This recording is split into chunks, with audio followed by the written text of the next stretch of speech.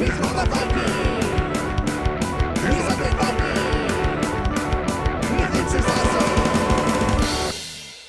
everybody, this is me, Undead Viking. I want to talk to you about this game. It is called, yes, Houdini's Poutini. In Houdini's Poutini, each player will be playing the head of a magic performing troupe, and you've all been invited, you and your troupe, you've been invited to Houdini's house to enjoy dinner with him. However, Houdini is well known, while being an amazing escape artist and magician, he is well known to be one of the world's worst cooks. And and being there, well, you don't want to offend Houdini by not showing up. Actually, eating his food could be dangerous to your health. And so, before the meal is served, each person is going to be trying to pull off magical tricks that are going to allow themselves and their magic performing troupe to be able to escape before dinner is served. But of course, Houdini is there, he's schmoozing, he's talking to all of his friends, and as long as he's talking to you, as long as you are the center of his attention, you can't perform your escape attempt because he sees right through those magical tricks because he's so good at, like, you know, sorting out the way people pull off their illusions, if you will. So it sounds like a lot of fun, and it is a lot of fun. So let me show you how to play Houdini's Poutini, and then we'll come back here and we'll talk more about why I have had fun playing this with my family and also with my friends. Alright, cool. Alright, this is Houdini's Poutini, and which I love that name. Anyway, so here this is Houdini's Poutini, and what you see in front of you is exactly what you're going to have once you set up the game. You're going to have one giant deck of cards. This deck of cards is going to have item cards, it's going to have event cards, and it's going to have action cards in them. And this deck of cards is smaller, obviously, and that's going to have escape cards, and those are the ones that you're going to be using to escape this horrible dinner that you're being forced to stay at.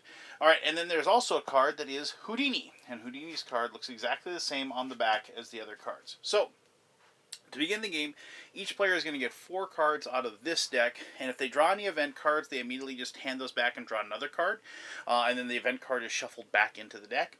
And then they're going to get, we're going to take, depending on the number of players, so if we have like 5 players, you're going to take 4 escape cards at the top. We're going to say we have 5 players. And if you have 3, you would take 1 less, you take 2. If you have 4, you take 3, and so on and so forth. And then you take the 1 Houdini card, and then you shuffle those up, and then you're going to deal 1 escape card to each person. And if a person ends up with the Houdini card dealt to them, they have to put that face up in front of them, because basically Houdini is watching what they do, and he's over there talking to them at the dinner, and they can't attempt to escape the dinner. And that's what the Houdini card does. Also, I should mention, as I'm going to show you what you do on your turn, normally you get to draw 2 cards at the beginning of your turn. You can either draw 2 cards from this deck, 2 cards from that deck, or 1 from each. But if Houdini is in front of you, you can only draw 1 card because he's kind of watching over you or whatever. Now the other players, like let's say I'm playing this and I got the Houdini card. Now what happens is if you have the Houdini card, you put it face down, and then you immediately draw an escape card to take its place. So you're going to start with 5 cards in your hand, 4 from this deck and 1 from that deck. Now escape cards just have some information on them. So they have the kind of the trick that you're going to be trying to pull off, which is this is the disappearing wedding ring, and then it has like the items needed to complete that escape. So you need 1 table, you need a handkerchief, you need a ring, and those are the item cards that you're going to get out of this deck right over there. This little thing up here tells you how many people from your little troupe, your magic performance troupe, escape with this attempt. So this would allow you to get 1 person to escape. So just kind of going through, here I'm going to point something out. But so saw in half, escape. So it's like this is the classic thing. So 2 people escape, but you notice that person's like sawed in half. It's cool little touches like this, and the artwork obviously is cool and everything like that I like about this stuff. So it's like a box and 2 blades, an assistant, 1 table, levitation. Let's see, smoke and mirrors, and climb out the window. It requires 3 handkerchiefs. But anyway, so you're gonna have one of those. Let me just grab one here at random here. So let's say I got this one, climb out the window. So I need 3 handkerchiefs to be able to pull off that particular trick, and then we'll just pretend those got dealt out to somebody else. And so I'm going to draw 4 cards here and see what I started off with. So then we're going to look. I have an assistant. I have a wild, so this is can be used in place of any item as far as that card. A handkerchief, so I've got 2 of the things I need. Because I got a wild and a handkerchief. And then I have an action card. So what's that behind your ear? Take any one card from either discard pile. So you'll have a discard pile here and here. Obviously, those will be face up. So, as I said, on your turn, you get to draw 1 card. And the one thing, if you have Houdini in front of you, like I said, you can't attempt an escape when he's in front of you.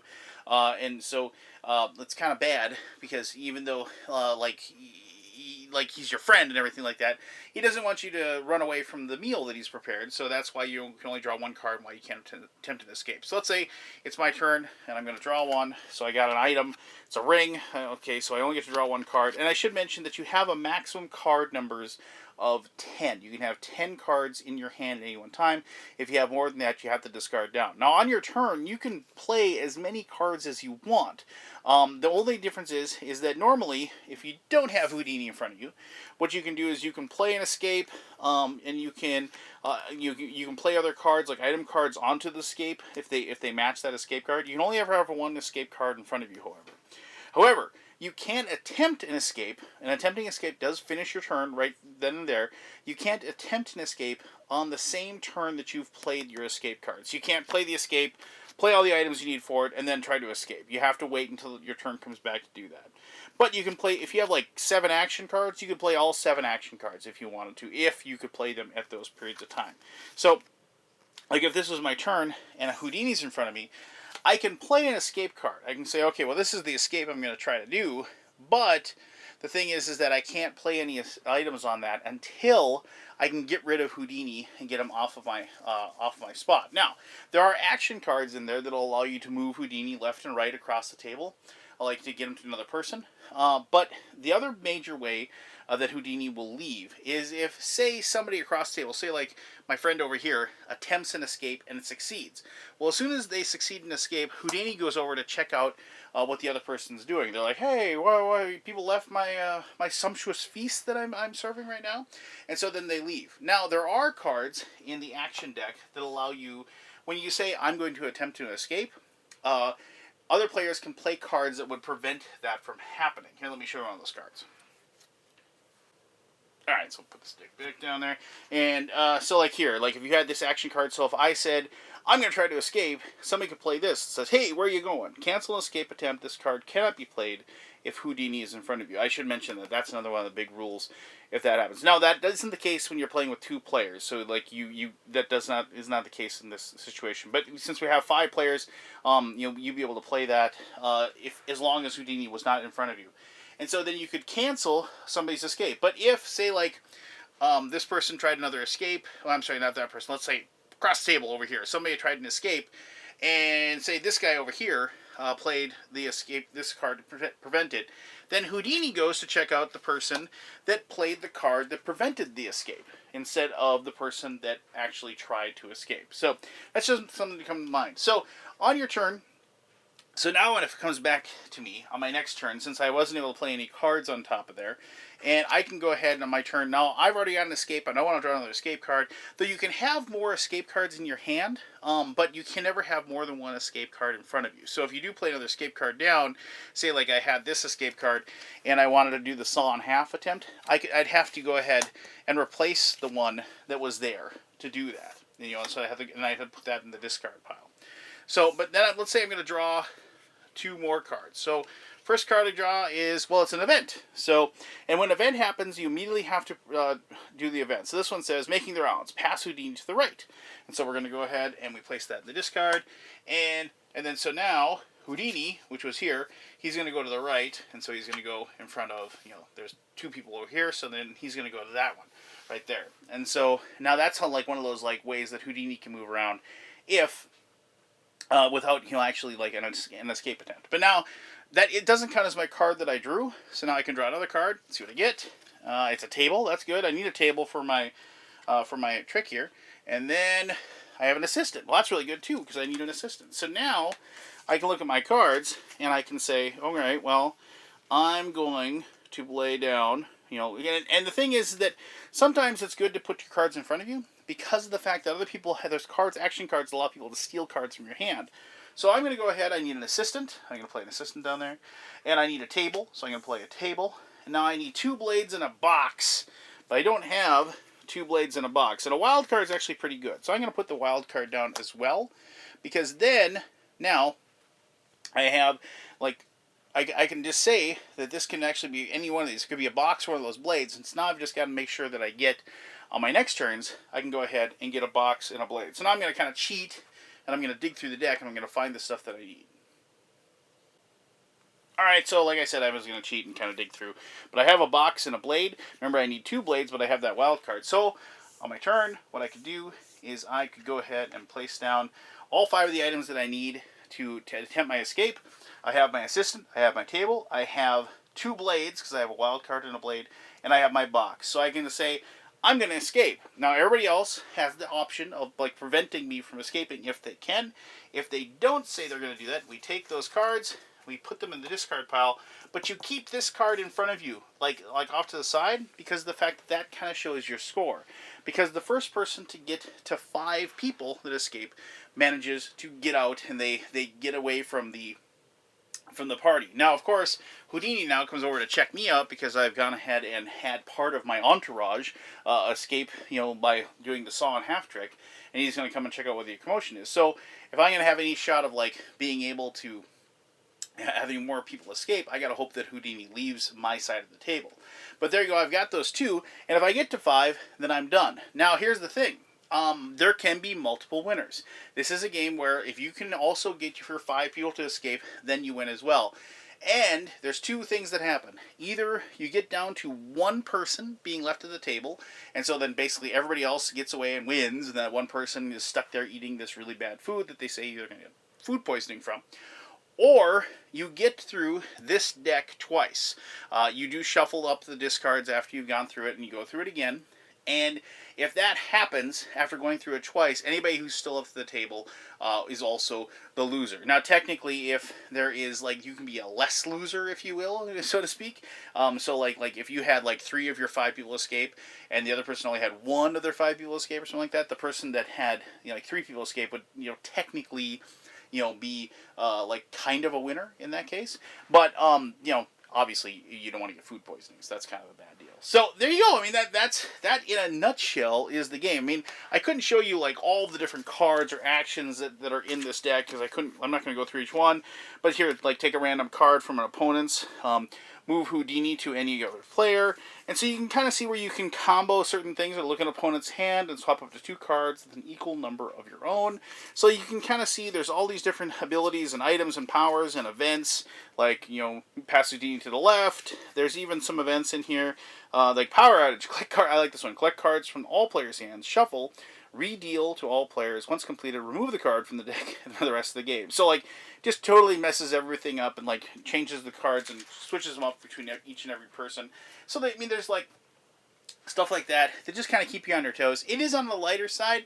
It definitely is, in my opinion, kind of a family game or kind of like a casual gaming game.